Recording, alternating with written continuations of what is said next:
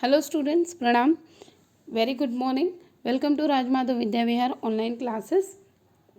This is your business studies lecture, chapter number 1. Chapter number 1, nature, purpose and scope of business. Okay.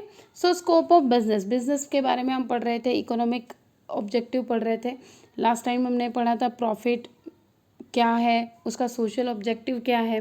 तो social objective में हम next आपके जो है जो पॉइंट्स बाकी थे दो, उसको हम फटाफट इसको लेते हैं कि objective to adopt fair trade practice.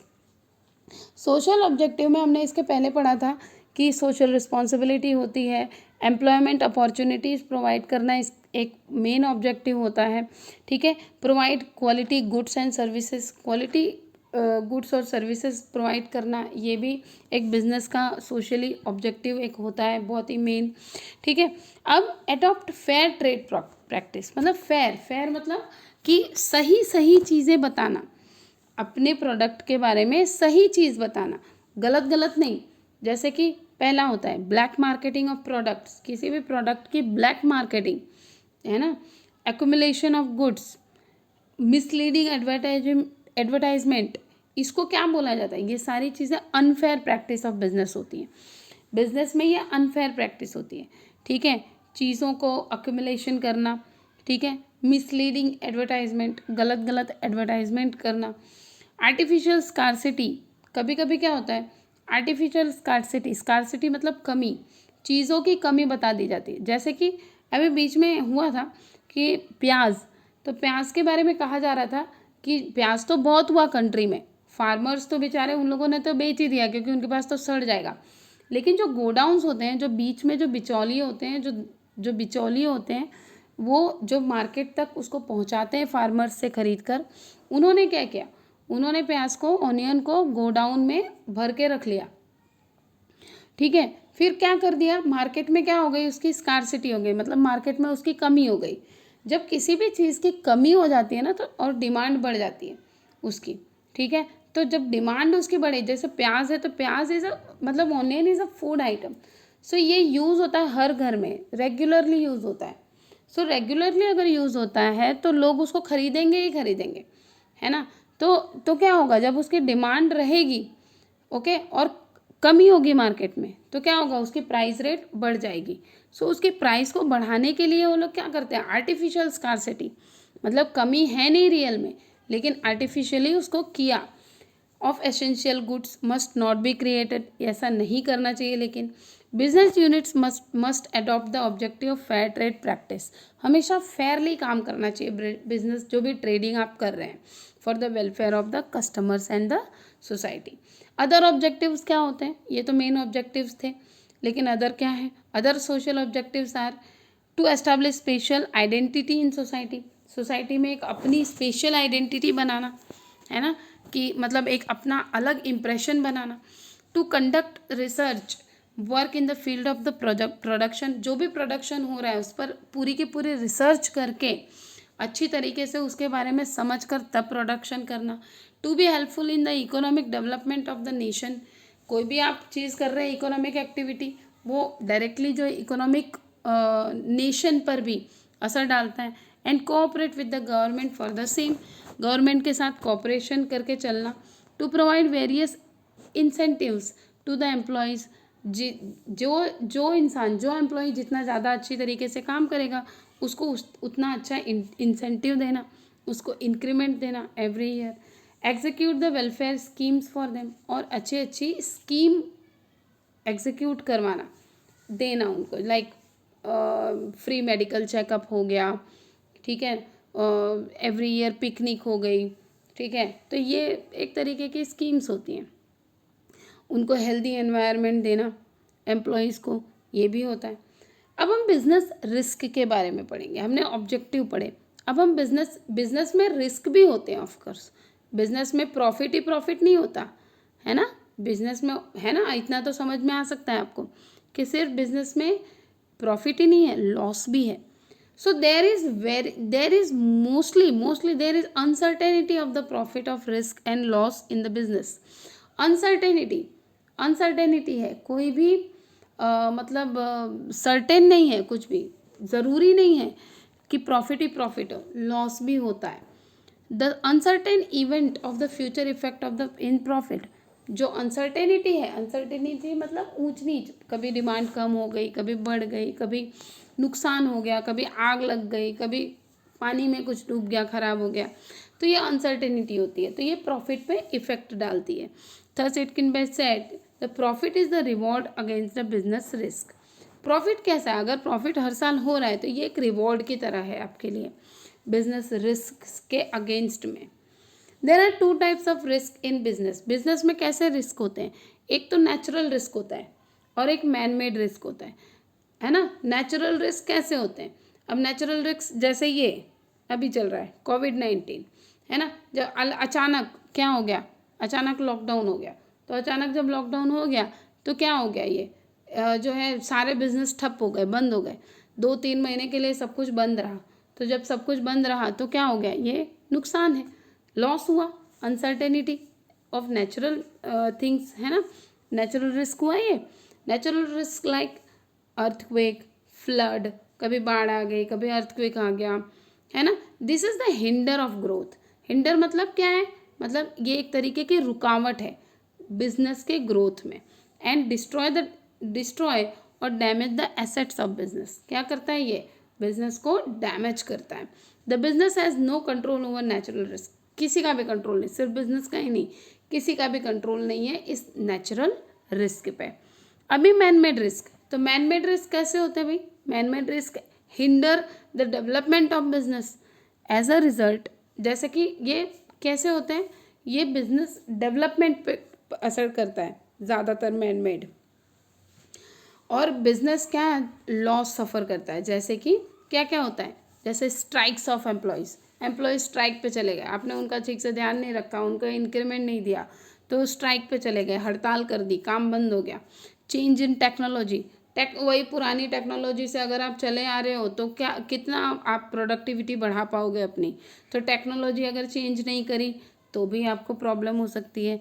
Change in test, test मतलब कंज्यूमर का टेस्ट, अगर आप उस हिसाब से नहीं चलोगे कि बिजनेस मार्केट में क्या चल रहा है, तो उस हिसाब से नहीं चलेंगे तो भी आपको लॉस होगा। डिमांड ऑफ कस्टमर्स, अगर प्राइस रेट बढ़ गई, अगर आप क्वालिटी प्रोडक्ट नहीं दे रहे हो तो क्या होगा? डिमांड घट जाएगी कस्टमर्स में, तो भी लॉस हो जाएगा। पॉलिटिकल इंस्टेबिलिटी, अब गवर्नमेंट का बहुत बड़ा एक रोल होता है किसी भी ऑर्गेनाइजेशन पे, जो भी आप चला रहे हो कंट्री में, ठीक है। तो जो है पॉलिटिकल इंस्टेबिलिटी बहुत सारी होती है।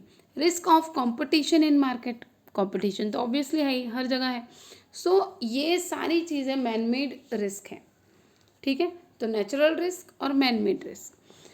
अब causes of business risk, business risk होता क्यों है, इसका कॉज क्या है, कारण क्या है? तो जैसा कि हमने पढ़ा ये इसके ऊपर मैन मेड रिस्क में, चेंज इन टेक्नोलॉजी, टेक्नोलॉजी में चेंजेस हो जाना, changes are necessary in production method, changes तो हर जगह ज़रूरी होते हैं, तो वैसे ही प्रोडक्शन मेथड में भी चेंज ज़रूरी होता है। Due to invention in technology, जब से टेक्नोलॉजी का इन्वेंशन हुआ है तो चेंज प्रोडक्शन में नेसेसरी हो गया है। New technology is to be adopted to produce high quality goods, ज़्यादा बनाना और हाई क्वालिटी के गुड्स बनाने में न्यू टेक्नोलॉजी अडॉप्ट करनी ही पड़ेगी। New machineries have to be installed, नई नई मशीनरी लानी पड़ेगी for the replacement of old machineries. Okay. 3 two substitute products, substitute products का मतलब क्या हुआ कि उसके बदले, जैसे कि the consumers in turn to substitute products due to change in technology, technology change होने से जैसे कि क्या हुआ कि मतलब उस सामान की जगह पे दूसरा सामान यूज़ करने लगना, है ना। जैसे कि देखो पहले फ़ोन कैसे चलते थे, जो है नॉर्मली वो खाली कीपैड होता था, उसके ऊपर नंबर आप लगा सकते थे कहीं पर भी। अभी ये स्मार्टफोन आने लग गए, तो स्मार्टफोन में क्या होता है अब तो जो है स्मार्टफोन में you can do anything. Okay, computer से लेके हर चीज़ का यूज़ आप स्मार्टफोन में ही कर सकते हो। सो ये एक हुआ सब्सटीट्यूट, ठीक है। अब जैसे कि सब्सटीट्यूट क्या हुआ, जैसे ball pen in place of fountain pen, पहले लोग फाउंटेन पेन यूज़ करते थे, वो इंक वाली पेन, अब बॉल पेन का यूज़ करने लग गए। Vessels of steel in place of the copper and brass.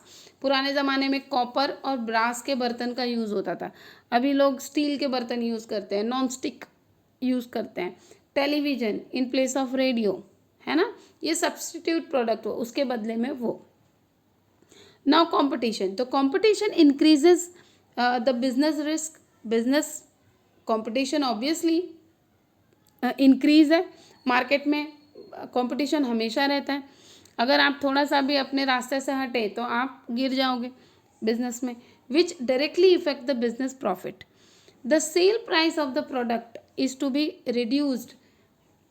अगर सेल प्राइस कम होती है तो advertisement expenses are to be incurred by the business unit. Advertisement आजकल बहुत ज़रूरी है भाई, पैम्पलेट से लोग करवाते हैं, लोग बोर्ड लगवा देते हैं, लोग टीवी पर एडवर्टाइजमेंट देते हैं। Unit to maintain its position in market. Market में पोजीशन अपने को सर्वाइव करने के लिए ये सारी चीज़ें करनी पड़ती हैं। And to face competition thus profit gets reduced. तो इसकी वजह से थोड़ा सा प्रॉफिट कम हो जाता है, क्योंकि एडवर्टाइजमेंट दोगे तो खर्च होगा ही ना। ओके, सेल प्राइस कम करोगे तो जो है प्राइस कम करेंगे तो प्रॉफिट कम होगा। Okay, now legislation. अब लेजिस्लेशन क्या होता है? लेजिस्लेशन याद करो, एसएस में पढ़ते थे, गवर्नमेंट से रिलेटेड जो लेजिस्लेटिव असेंबलीज पढ़ते थे हम। So government formulates law regarding the pollution. अब गवर्नमेंट बहुत सारे लॉ बनाती है, रूल्स और रेगुलेशंस बनाती है regarding to organisation. Whenever you start your organisation you have to follow these rules and regulations. आपको ये रूल्स और रेगुलेशंस फॉलो करने ही पड़ेंगे, like regarding the pollution, customers, workers, industry etcetera. सब चीज़ों से रिलेटेड रूल्स और रेगुलेशंस होते हैं गवर्नमेंट के। But these laws cause risk for business. लेकिन क्या होता है, ये थोड़ा रिस्क ही होता है, जैसे कि minimum wages act, factory act, ये सारे एक्ट हैं गवर्नमेंट के। They hinder the business of decision making. कई सारी चीज़ें हमको रुकावट पैदा करती हैं डिसीजन लेने में, गवर्नमेंट से के जो रूल्स और रेगुलेशंस होते हैं। अनसर्टेनिटी ऑफ डिमांड, ऐसे ही सेम एज अनसर्टेनिटी ऑफ, जैसे प्रॉफिट होता है वैसे अनसर्टेनिटी ऑफ डिमांड भी होता है, कभी भी डिमांड घट सकती है भाई। Uncertainty of demand from the product create the risk of the business. Okay, business में रिस्क ये पैदा करती है, जैसे changes in customers income.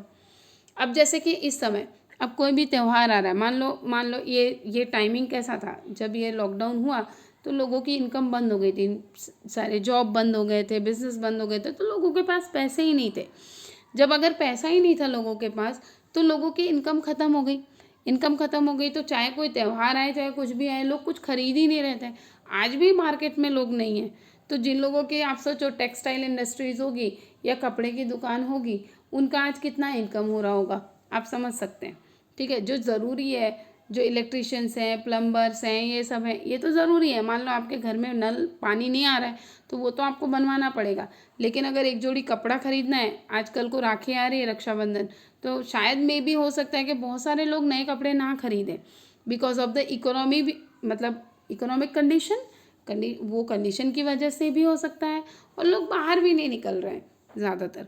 So customers income बहुत ही मायने रखती है, टेस्ट उनका जो पसंद है, प्रोडक्ट प्राइस भी बहुत मायने रखती है। इन्फ्लेशन, मतलब अगर किसी चीज़ की पैसे की डिमांड बढ़ गई तो create uncertainty of demand which effect the profit of business, जो प्रॉफिट पे असर डालती है। फिजिकल रिस्क, अब फिजिकल रिस्क क्या होता है? फिजिकल रिस्क जैसे कि डैमेज टू एसेट्स, डैमेज हो गया किसी में, which are utilise the business create physical risk. मतलब जो चीज़ें आप यूज़ कर रहे हो, ठीक है, अगर वही कुछ उसमें ही कुछ खराबी आ गई तो भी रिस्क है। जैसे non functioning of machinery and equipments, damaged in transit of goods create physical risk. चीज़ें खराब हो गई, गुड्स आप जो प्रोडक्शन कर रहे हैं वो ख़राब हो गया, ठीक है, ये सब फिजिकल रिस्क में आता है। नाउ प्रोफेशन के बारे में हम नेक्स्ट लेक्चर में पढ़ेंगे। फिलहाल आप बिजनेस से रिलेटेड जितनी भी चीज़ें हैं उसके रिस्क हैं, सोशल ऑब्जेक्टिव्स हैं, इकोनॉमिक ऑब्जेक्टिव्स हैं, ये सब कुछ अच्छी तरीके से आप लोग रीड करेंगे और समझेंगे। तब तक प्रणाम।